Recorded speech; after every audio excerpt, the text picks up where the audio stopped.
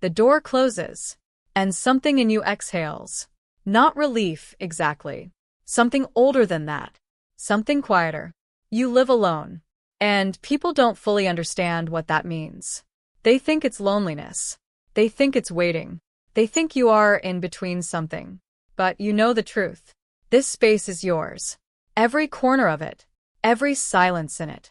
You arranged the furniture 3 times. Not because it was wrong. Because you could.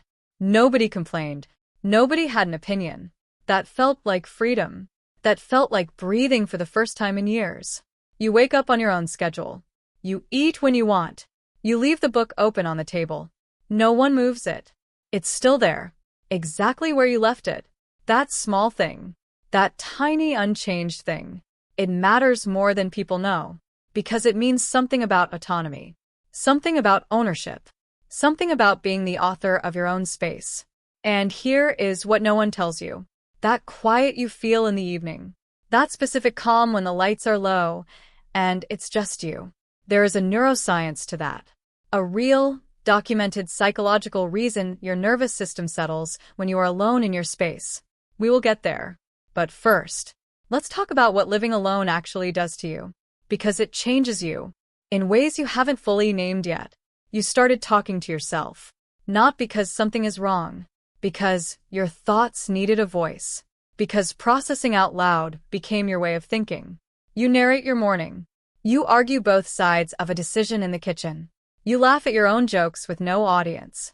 And that habit, that strange, private, beautiful habit, is not madness. It is metacognition. Researchers at University College London found that internal vocalization, talking to yourself, activates the same language processing networks as speaking to another person. Your brain does not care if there's a listener. It processes emotion through language either way. You found that out without reading the study. You just started doing it. Because it helped. Because living alone taught you to be your own companion first. And that is a skill most people never develop. Most people fill silence with noise. A television left on. A playlist that never ends. A phone scroll that means nothing. You did that too. In the beginning. When the quiet felt unfamiliar. When the apartment felt too big for just one person. When you'd hear something and realize there was no one to say, "Did you hear that?" That stage is real. It has a name. Psychologists call it adjustment sensitivity. The nervous system is calibrated for social input. It expects voices, movement, the ambient noise of another human being nearby. When that input disappears, your brain registers it as something missing. Not because you are incomplete. Because you are wired for connection. That is not weakness. That is biology. But here is where it gets genuinely strange. Because something happens after that stage. Something most people who have never lived alone cannot understand. Your nervous system recalibrates. It finds a new baseline. And that new baseline is extraordinary. You become sensitive to yourself. Not in a fragile way. In a precise way. You start noticing when you're tired before exhaustion hits. You start noticing what food your body actually wants. You start noticing when a relationship drains you versus when it fills you. Because the noise is gone. And in the silence, you can finally hear yourself.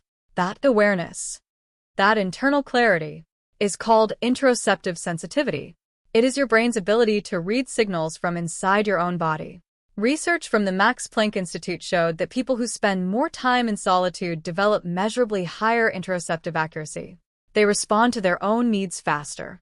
They recover from stress more efficiently. They make better decisions about their own well-being. You didn't know the word for it, but you felt it happen. You became more tuned in, more precise about what you need, and less willing to abandon that knowing for someone else's comfort.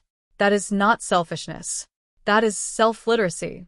And living alone wrote that language into you. Does that sound familiar? Have you ever noticed yourself reading your own mood faster than you used to? Leave that in the comments. Because that shift, that quiet transformation, comes with a cost that nobody warns you about. You get better at being alone. So good at it that other people start to feel like effort. Not bad people. Not wrong people. Just people. And after a certain point, The energy it takes to adjust to someone else's presence in your space, their sounds, their timing, their rhythms, starts to feel heavy. You love your people, but you need them to leave. And then you feel guilty about that. You wonder if something shifted in you, if you've become too independent, too internal, too difficult to love in the traditional way. Here is what I need you to hear. That tension you feel is not damage. Psychologists call it solitude comfort. It is a genuine personality shift that occurs after sustained periods of intentional aloneness. Your tolerance for unstructured social noise decreases. Your need for deep, meaningful interaction increases. You stop wanting to fill hours with people. You start wanting to fill moments with connection. That is not isolation. That is discernment. You are not pushing people away. You are becoming more specific about who you let in. And that specificity, that quiet selectiveness, is a form of emotional intelligence most people spend decades trying to develop.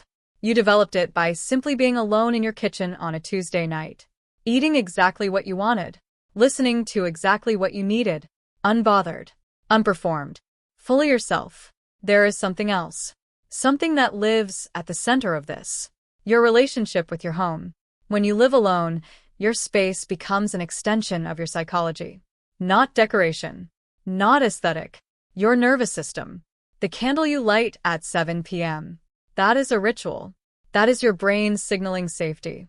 That is cortisol dropping because a familiar sensory cue tells your body, this hour is yours. The specific mug you use. The side of the bed you always sleep on even though the other side is empty. The way you arrange your desk before you can think. These are not quirks.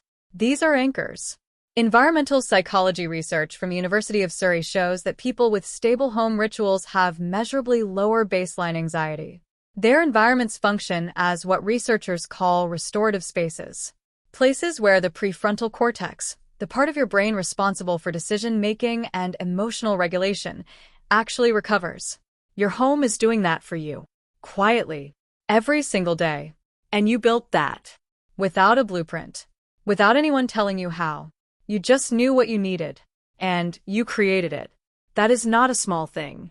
That is an act of profound self-knowledge. But the paradox is still there. Because for all the strength living alone builds in you, there are moments, late ones, when the apartment is too quiet. Not peaceful quiet. The other kind. The kind that reminds you that no one knows exactly where you are tonight. That if something happened, there would be a pause before anyone noticed. That you could have an entire week inside your head and no one would see it. Those moments are real. You don't have to minimize them. They are not proof that living alone is wrong for you. They are proof that you are human. That the same nervous system that finds peace in solitude still craves witness. Still wants someone to say, I see you. I know what kind of week you had. I was thinking about you. Both things are true. You are built for this solitude. And you are still a person who needs to be known. That duality. That is not contradiction. That is depth. The women who live alone and choose it, who protect it, who have learned to fill their own silence with meaning, are not waiting for their life to begin. They're living it, more intentionally than most, more honestly than almost anyone. You are not in a holding pattern. You are not incomplete. You are not in between. You are someone who looked at the world's version of what a life should look like, and quietly, without drama, without announcement, built your own version instead. And that takes a courage most people never have to find. Because most people never sit in a silence long enough to hear what they actually want. You did. You do. Every single evening. And the you that emerged from all that quiet is more real, more grounded, more certain than anything a louder life could have produced. If this felt like something you recognized, if any part of this script felt like it was written for you specifically, stay close to this channel, because the next video goes even closer. We're going to talk about the psychology of women who protect their peace above everything, why that boundary is not coldness, and what it costs them to maintain it. You will want to see that one.